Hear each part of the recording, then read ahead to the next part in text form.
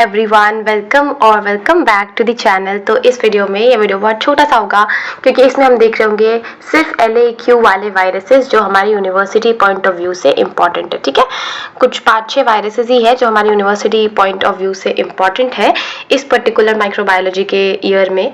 और ये as a LAQ इन 5 में से 6 में से जितने भी वायरसेस है ये सारे के सारे आपके LAQ क्वेश्चंस बनाए जा सकते हैं।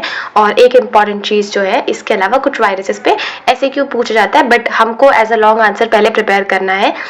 तो हम देख रहे होंगे ये कुछ 5 वायरसेस, जिसमें सबसे पहला वायरस आता है इन्फ्लुएंजा। तो influenza as a long question कुछ यूनिवर्सिटी में पूछा गया है।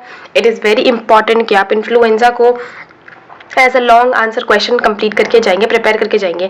Then very potent, very repetitive question, repetitively इसके ऊपर क्वेश्चन पूछा गया है। इसीलिए मैंने आपको सबसे पहले वायरसेस के फील्ड टॉपिक में मैंने आपको LAQ के लिए ये प्रिपेयर करवाया था, जो कि ऑलमोस्ट आई गेस 3 से 4 वीडियोस में है। आप उसको 2x की स्पीड पे देख सकते हैं। I have covered all the point जो अपूर्वा शास्त्री में दिया हुआ है, ताकि आपको किसी भी तरह से ऐसा नहीं लगे कि काजल दी कुछ भी पॉइंट जो है वो मिस हो गया है।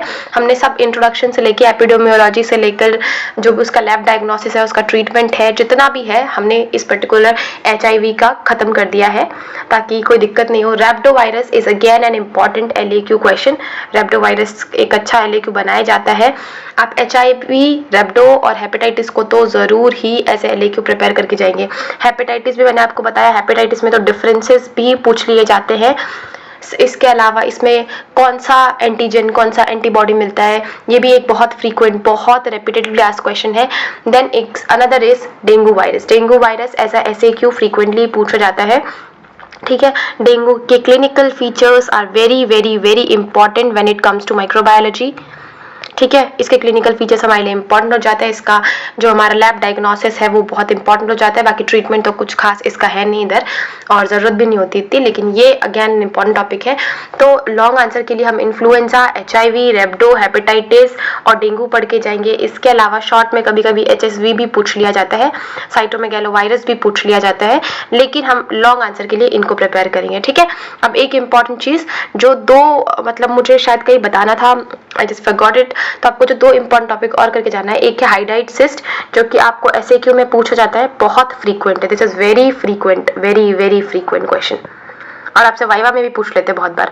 तो हाइड्राइड सिस्ट हो गया। और इसके अलावा आपको 4 ऐसे ऑन्कोजेनिक वायरसेस और 4 ऐसे ऑन्कोजेनिक बैक्टीरियाज को प्रिपेयर करना है, जिससे जो कैंसर कॉजिंग है, जो मैलिग्नेंसी कॉज कर सकते हैं। तो 4 वायरसेस और 4 बैक्टीरिया का कम से कम आपको नाम, और ये क्या, कौन सा वायरस कॉज करते हैं, इसका कौन सा स्ट्रेन, कौन सा वायरस आपका, कौन सा स्ट्रेन आपका मैलिग्नेंसी कॉज करने के लिए रिस्पॉन्सिबल है, ये आप प्रिपेयर करके जाएंगे। कम से कम 4। ये बहुत पोटेंट, बहुत frequently ask very SAQ question है। और अगर SAQ में आता है तो आपने जितने वायरसेस और जितने बैक्टीरिया प्रिपेयर किए हैं उसको आप उसके लैब डायग्नोसिस के साथ लिखेंगे। ठीक है, क्योंकि माइक्रोबायोलॉजी में मोस्ट इंपॉर्टेंट जो हम पढ़ रहे होते हैं वो है उसका माइक्रोबायोलॉजिकल फैक्टर या लैब डायग्नोसिस वाला।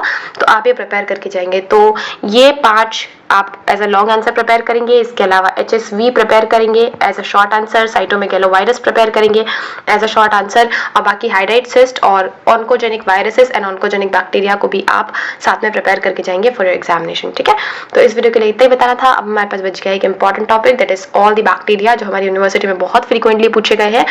और इसके बाद अगर आपको ऐसा लगता है काजल दी इसके अलावा भी कुछ वायरसेस मेरे यूनिवर्सिटी में पूछे जाते हैं, do let me know in the comment section, ताकि आगे आने वाले किसी भी बच्चे का जिसका एग्जाम होता है उसके लिए टॉपिक नहीं छूटे। ठीक है, तो अब मिलेंगे नेक्स्ट वीडियो में। Till then bye bye.